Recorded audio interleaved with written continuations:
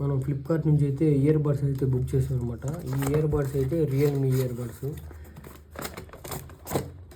Realme Y8 110 అనమాట.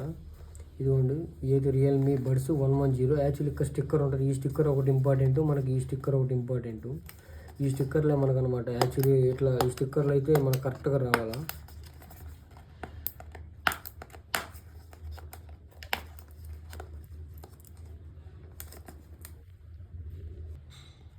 ఇదే మనం చూద్దాం.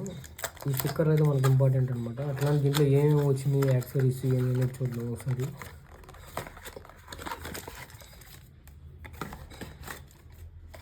ఇంకా బాక్సులో అయితే ఏం లేదనమాట. బాక్సులో అంతా ఉంది అంతే, ఇంకా బాక్స్ ఏం లేదు. దీంట్లో అయితే ఇయర్ బడ్స్, కొన్ని ప్లగ్స్, మాన్యువల్ అయితే వచ్చేసింది అనమాట. దీన్ని ఎలా వాడాలి ఏంటి అనేది.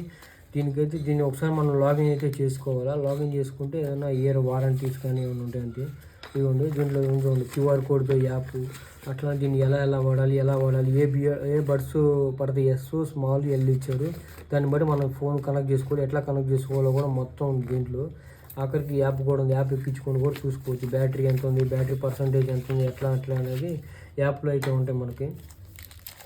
ఒకసారి అయితే మనం బడ్స్ని అయితే ఒకసారి అన్బాక్సింగ్ చేసేద్దాం. ఒకసారి చూద్దాం. ఇవి బడ్స్ అయితే వచ్చేసినాయి. ఫ్లెక్స్ పక్కన పడేద్దాం. ఇదిగోండి అసలు అయితే వచ్చింది. ఇదైతే బ్లూ కలర్ అనమాట. క్వాలిటీ కూడా బాగానే ఉంది.